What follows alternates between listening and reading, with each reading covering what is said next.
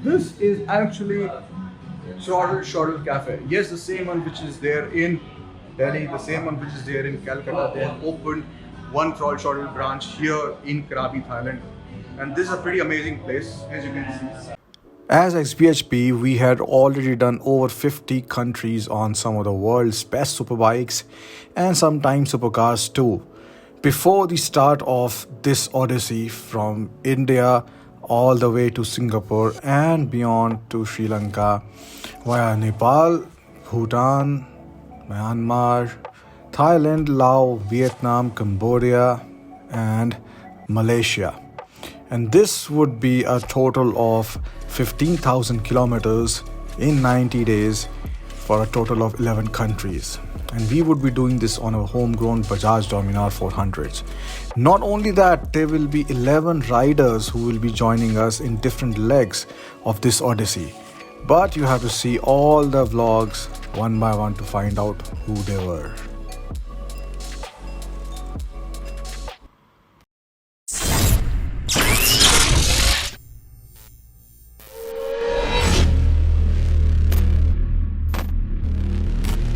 We started riding down from Bangkok and towards Krabi in Thailand. Kalyani Potega returned from here and we were joined by a new rider, Shah Nawaz Kareem from Delhi. And in Krabi, we reached straight to a home for Indian bikers away from home, the Krabi branch of the Throttle Shuttle Cafe, from India, and from where we had flagged off the Odyssey.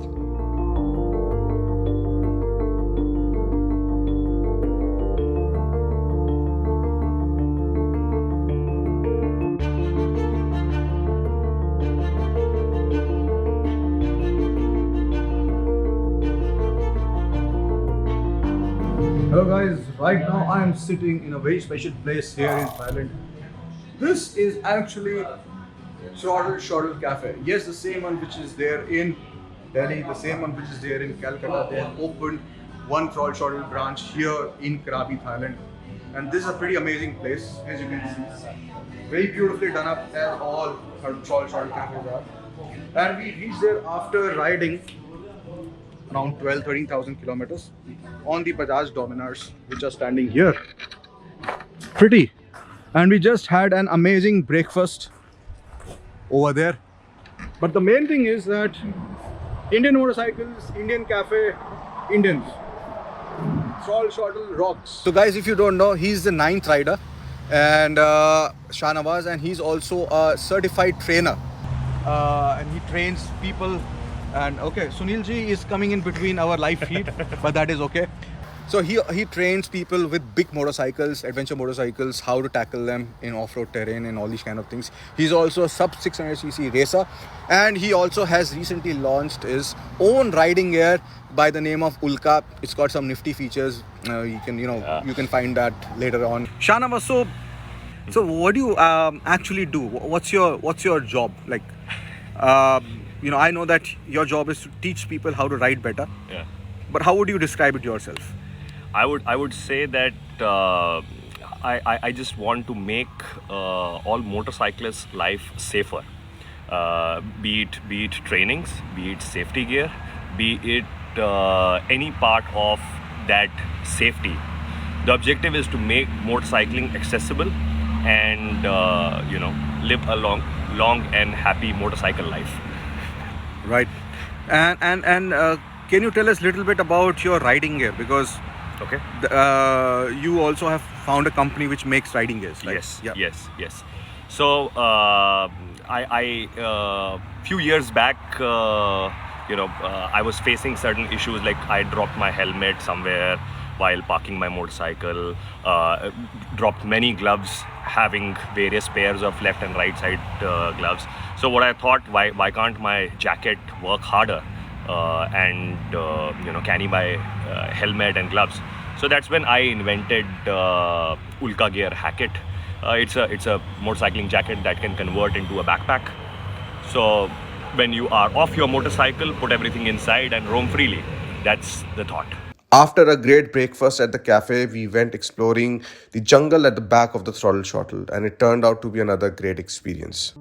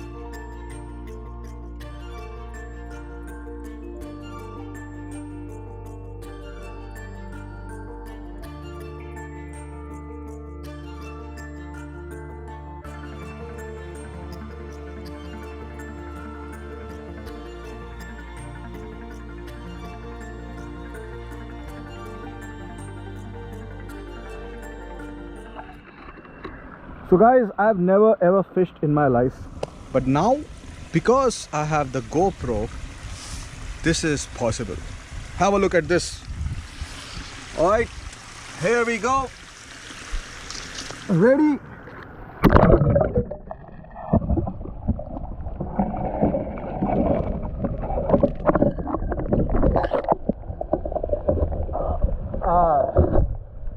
Well, that was some nice fishing. Nobody was harmed, and this is the way I like to fish. And then it was time to explore more of Krabi the way it should be done, that is on a boat.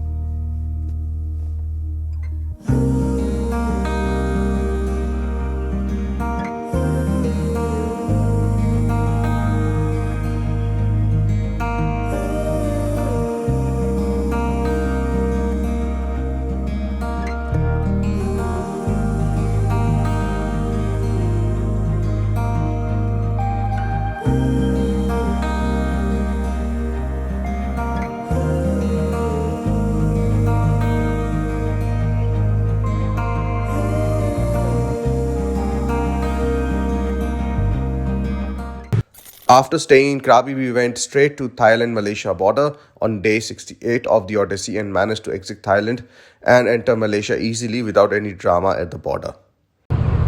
Finally in Malaysia now, getting out of the customs and immigration office.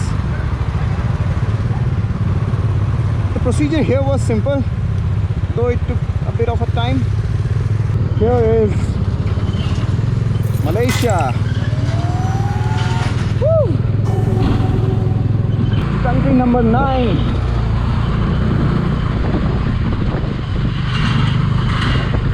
The Malaysian roads welcomed us with open arms, and if you ask us, we found Malaysia to be the best country for motorcyclists after Vietnam.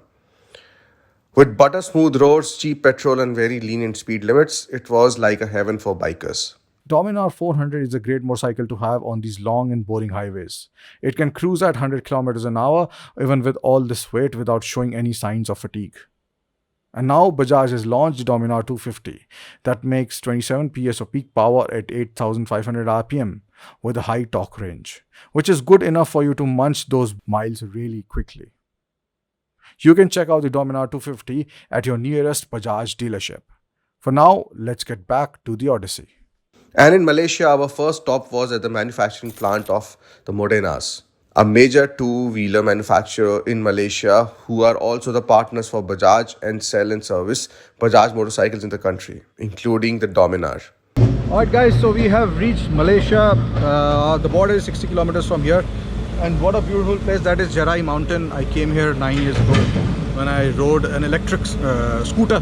So from Modenas. So we are in the Modenas facility here. Modenas is selling the Dominars here in Malaysia. And as you can see, there are a lot of Dominars here lined up. And these gentlemen, they have come here to meet us. Please can you tell us something about the Dominar? Okay, for us, the Dominar 5 is like a well-versed bike for commuting every day and for long distance. So for us, this Dominar is like for value for money because the price is very cheap. It's a 400cc, considered a super bike over here. And especially for this bike, it's very tough. It's very tough, but the endurance is very high. Because one of my crew has gone through a flood and it's still running. It's very good running. They have traveled to Bangkok, to Thousand Corners, Laos, and so on. And the two riders are these two guys. They have traveled to Laos. Oh, that's nice. Yeah, just by themselves. So the Dominar is considered as a nice bike, good bike in Malaysia? It's good as a value for money bike and a good bike. Okay. Yeah. All right. So you haven't got the latest version like we have? No, not yet. It's coming? We are waiting for that. Okay.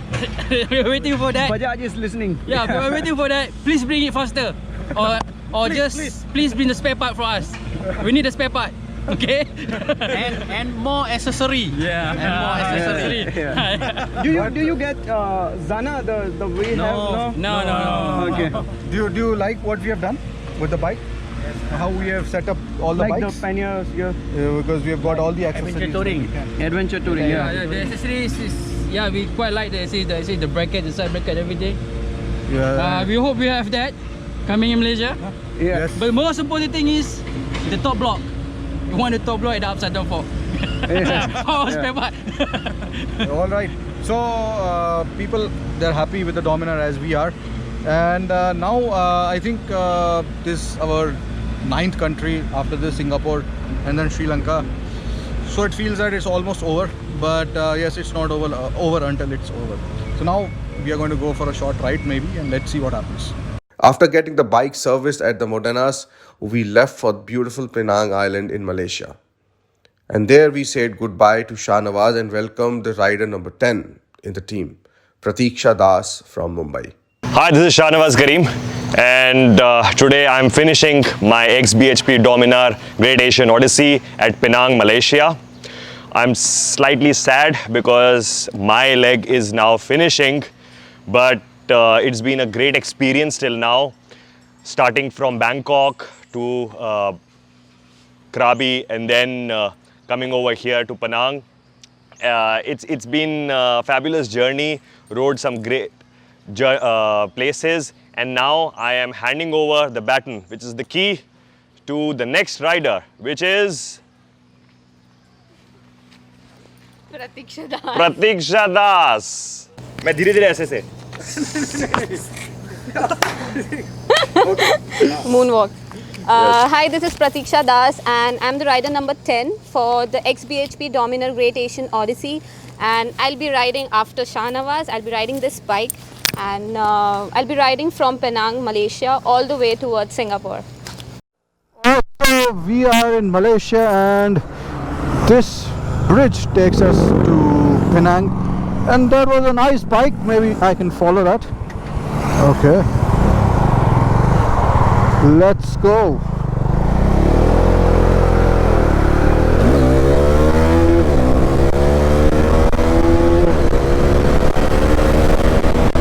So here people really drive fast, and this is really a very beautiful approach to the island of Penang here.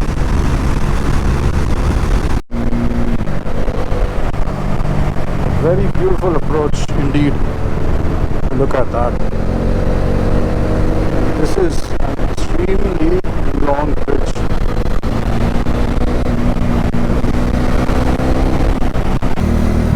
Big city traffic. I'm going to a place called Georgetown, which is supposed to have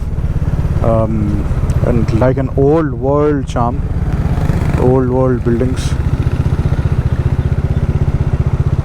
So here, if you see, this is a shelter for motorcycles in rain. Isn't that very thoughtful? Right, so apparently there is a two-wheeler lane on my left running parallel to this road, and the reason, I mean, this actually could solve a lot of traffic problems, especially in a country like India, where the two-wheelers are majorly used for commuting. Alright, so this is Georgetown, and you can have a look on my left, the kind of buildings that there are. They're very Victorian, old kind of buildings which have been restored, and on my right side is a very modern contemporary mall. So we have two architectural styles, two very different from each other, right in front of each other. So, and obviously they have kept these buildings as it is, because it's kind of their heritage. And all the roads and the tall buildings, they were built around it. Kind of reminds me of Daryaganj in Delhi, that area, and Connaught Place. But I must say that Malaysia is perhaps it's a little bit more developed than Thailand, and if I'm not wrong, it still comes under a developing country, which doesn't make any sense, looking at the kind of development and infrastructure Malaysia already has. Anyway, so this is Georgetown, and look at that digital billboard in front of me. Look at on my right. So this is one of the riders who have met us in Penang, and this is the NM750 Honda. It looks absolutely crazy, like a black pod, and you can see he's got a Batman sticker. I just wish this was black instead of this color. But the main downer for me is that this is dual clutch transmission TCT, which is essentially, it does not have a clutch, so I don't like that, even on the VFR 1200. But other than that, this is a perfect bike. This is also very low, so it's great for short people and short women also to adopt and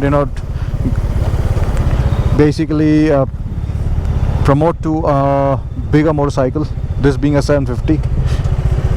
So two Hondas in front of me, two very different Hondas. One is the Monkey ahead, and one is this NM750. Two very radical designs.